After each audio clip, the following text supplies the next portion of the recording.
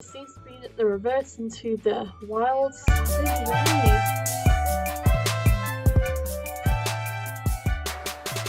Hey everyone, I'm back from Best Creations and welcome to a brand new video on the 70th Policy Princess Challenge, or I guess the Disney Challenge, and welcome to Zootopia, and we're on episode 5, and today guys we're at the prison because basically after the last episode these guys went to Bellwether to use her screens, they hacked it, and they found out that Mr. Matches, who disappeared completely, wasn't taken by the police or anyone. He was actually taken by some sort of creepy organisation, and then they took him to this prison. Now this prison I didn't build. This is called TWD Prison by Erica Builds, and I think it fits the aesthetic pretty well of like an abandoned sort of prison, which is basically what they go to in the movie. Obviously it's not the same prison, but it's kind of got the same vibe going on. So yeah, we've reasoned this prison, and yes, we've tracked him down here. So we're going to investigate this place, and that's where we find some of the juicy information. Like we find out, for example, the mayor's been covering this whole thing up. Like he knew the whole time that animals were going savage, and that he's been working with the doctor to fix it, and it's not been working. It's a whole thing. So obviously they obviously get his confession and end up accidentally framing him. Well, I mean, I guess purposely framing him. I don't really know. Whenever I watch the film, I always kind of wonder if it was like their intention to frame him, or if they're just gathering evidence. But I don't know. Either way, he ends up getting taken captive to prison himself. But yeah, so this is kind of it where they start like bonding and getting along, and it's like their big hurrah with them working really well as a team. And after all this is when they have to get interviewed about what's going on here, because obviously they come back and they end up finding all the missing animals.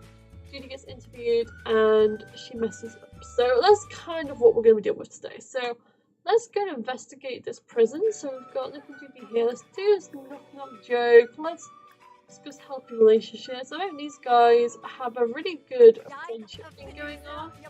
They've got very, very high. So we can do half-heart compliment.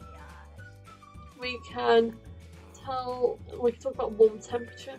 Now, something I'm wondering is if these guys should get married or not. I've put wedding in brackets because obviously not everyone ships these guys, and they are meant to be best friends. It would be kind of weird just making them a couple just now, because obviously the movie is a buddy cop thing. So yeah, I don't know if we're going to have a wedding or if we're just going to go and get the whole kid story, because these guys can still, I kind of feel like these guys won't marry, but they could still raise Simba together. Like maybe Judy's a single mom and he's kind of helping her raise it, because obviously, oh yeah, spoiler, we're doing Lion King next. It just makes sense. It's the Lion King's anniversary this year, and obviously lions kind of go on quite nicely from Zootopia animals, you know. Oh, there's a goat here. So I'm definitely not suspicious. Let's go and tell jokes to this goat. Can just talk to this goat. But yeah, so basically, yeah, that's my next one I've chosen.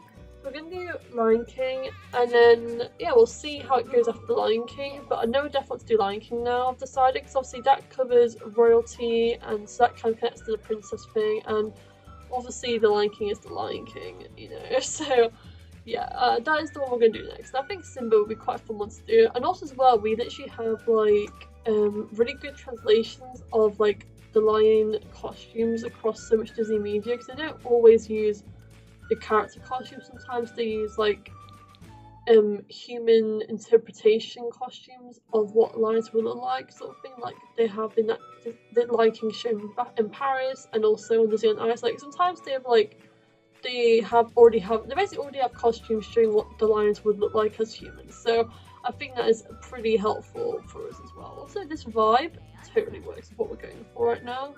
I know it's like the Walking Dead prison, but it totally fits with the aesthetic we're going on. Because ours too is a bit of a grimy prison. So this is basically where they've been, well, in this floor here, this is where they've been keeping the prisoners. Now, you know, these guys kind of, you know, they walk down here and basically they'll just, like, they gobsmacked. They're like, wow, that is like every single, you know, missing animal case that we've been tracking down. And they're all here and they're all savage, as she likes to call it. So let's kind of have them both sort of go down here. I was going to have her talk to him first. Tell him again your story, and we're going to go here.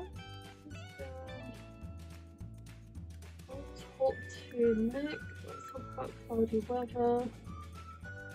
Let's hug that. So this is really the episode where these guys get to really know each other, like even more so than like other episodes.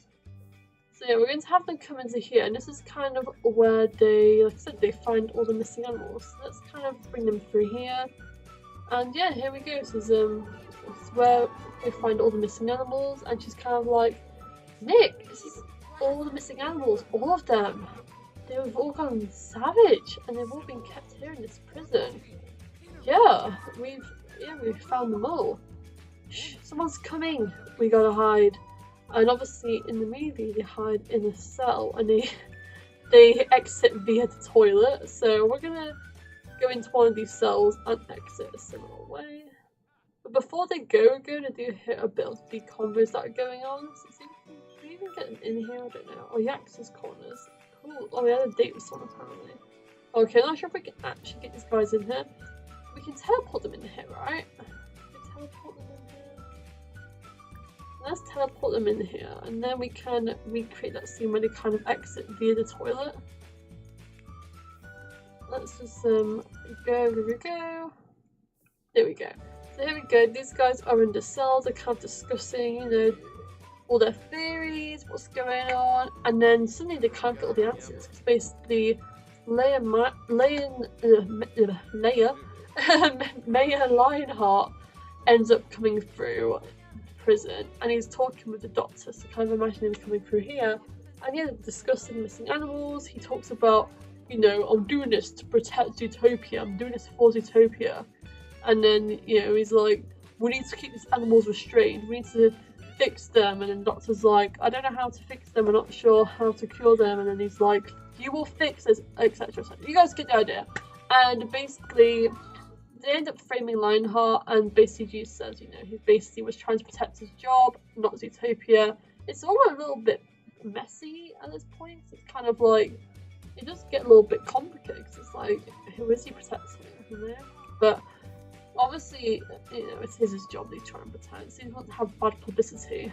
But I do feel like whenever I watch this film, though, I kind of always felt a bit bad for him, so it's obviously set up by Bellwether, so it's like, my poor boy. But, you know, luckily, I don't know, does he get, no, I don't think he does get re-elected. I mean, I guess we'll find out in Zootopia too, because I mean, to be fair, even if he was framed by Bellwether, he still wasn't the best mayor, so I wouldn't be totally, like, I wouldn't mind getting a new mayor in the second Zootopia movie. But anyways, these guys manage to, you know, they escape prison, but they have to escape via the toilet, so the main Lionheart doesn't see them snooping around. So yeah, they escape there, and they kind of just jump out of this like water thing. So kind of imagine they come down this stream because they have to exit via the back door. And then yes, we're gonna have these guys kind of talk down here about what's going on. So let's bring them down here. Okay, let's go and talk to her. Joke about aliens.